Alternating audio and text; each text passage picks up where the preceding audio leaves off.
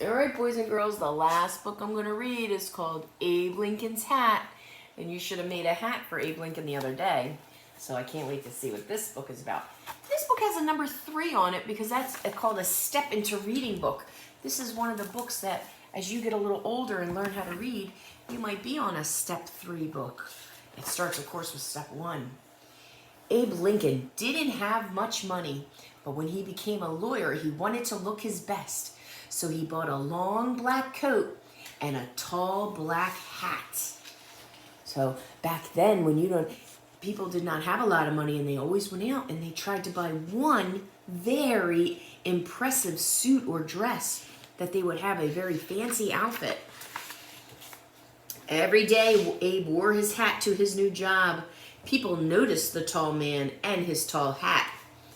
He was friendly to everyone. When they needed a lawyer, they remembered him. Abe lived in Illinois. The state was mostly wilderness. And then more and more settlers came. They built houses and farms and even new towns. Sometimes they did not get along. See them arguing?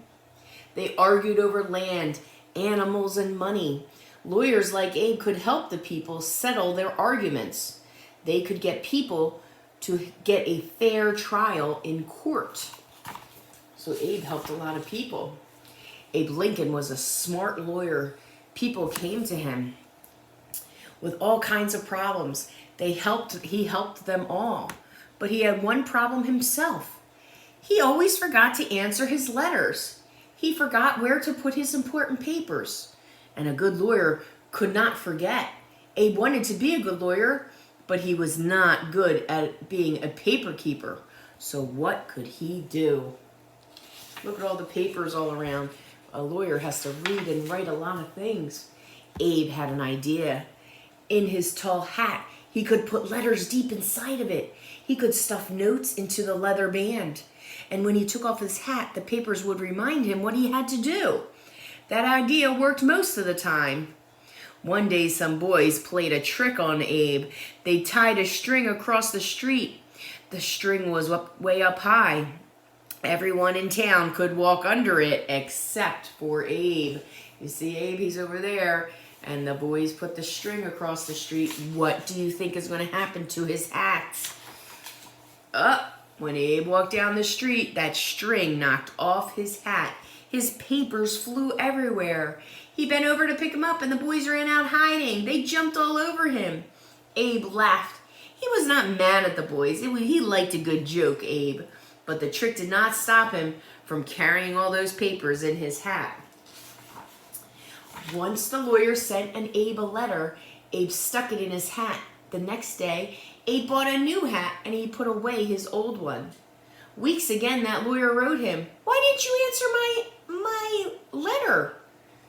Then Abe remembered the letter was still in his old hat. Many towns in Illinois have no lawyers or judges, so every spring and fall, the judge and some new lawyers traveled from town to town. Abe went too, and his hat was packed with papers, his checkbook, and even a handkerchief. And at the head of the parade, the lawyers rode to the judge. No one could miss him. He weighed almost 300 pounds, and 2 horses had to pull his buggy. Abe's horse was skinny and slow. His name was Old Buck. His name was Old Buck, Nico. Abe and Old Buck traveled lonely across the roads in the snow, the rain, and the mud. Traveling made Abe very tired. He dreamed of a soft bed, a good meal, but the lawyers had to stay in poor country inns. The food was bad, the rooms were cold, the beds, were crawling with bugs. And the lawyers even had to share beds, except for the judge. He had his own bed.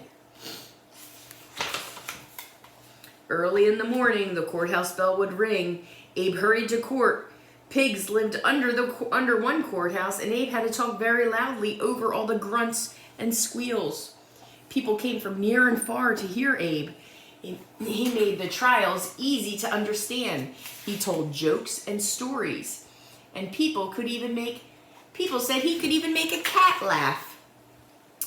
Once Abe whispered a joke to another lawyer. The lawyer laughed out loud. "Quiet!" yelled the judge. "You are fined $5. That means he had to owe them $5 because he made the other guy laugh. When the trial was over, the judge asked to hear the joke. He laughed as hard as the lawyer. You know what? That was worth $5, he said. Forget the fine. At another trial, two men argued over who owned a young horse. Each one said he owned it, the mother of the colt. Abe led everyone outside. He put the two grown horses on one side of the lawn, and he held the court on the other side of the lawn. They let the colt set free, and guess what? That colt, that baby horse, ran straight to his mother. One day, Gabe got another letter, and it was from Hannah Armstrong. Years before, Abe had lived with her family. Mrs. Armstrong cooked for Abe. She sewed the holes in his pants, and now she begged for Abe's help. Her son Duff was in jail for murder. Abe did not stick this letter in his hat. He wrote back right away, "Of course I will help you." Duff had been in a big fight. It was very dark, but the man said that Duff killed someone. Duff said he did not do it. Abe believed him. But how could he prove that that man was wrong or lying? "How could you see in the dark?" Abe asked the man. "The moon was full," the man said. It was bright as day." "Are you sure the moon was full?" Abe asked again and again. "Yes," the man repeated.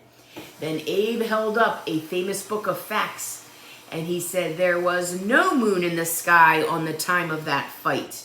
And no one believed the man anymore, and Judge set Duff free. See, he showed the facts, boys and girls. That means what really happened. Abe believed slavery was wrong. His state had laws against it, but the laws were not clear. Many black men and women were treated like slaves. Nance was one of them. She worked for a storekeeper who sold her to another man. This man treated Nance very badly, so she would not work for him. Abe argued for Nance in court. "Illinois is a free state," he said. All its people are free, whatever color their skin."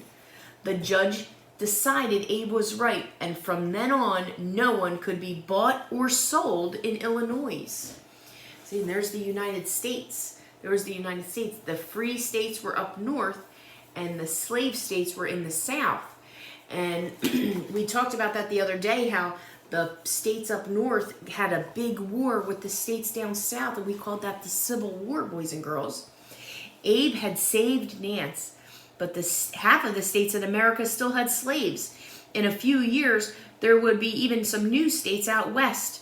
Abe did not want slavery to spread to the other states. So Abe tried to get elected to the U.S. Senate. If he won, he could make up laws to stop slavery.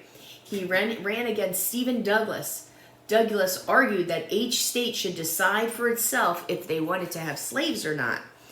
They gave speeches all over Illinois. Thousands of people heard them. Abe lost the election, but he became famous. So in 1860, Abe ran for president. Stephen Douglas ran for president too. This time, Abe Lincoln won. Abe grew a beard for his new job, and he took his family to Washington, D.C. And every train station, crowds cheered for the new president. Abe was ready to make his first speech as president. He carried a cane and his tall silk hat to his speech. It looked for a place to put his hat. Stephen Douglas stepped up. He said, "If I can't be president, at least I can hold your hat, sir."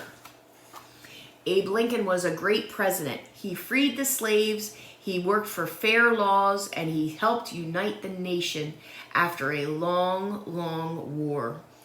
But he never changed his ways. He always kept important papers inside that tall hat. So, boys and girls, it says, all the stories in this book are true, and the people really lived. Here are the photos of some of them. When photos were taken around 1860, the camera was a new invention.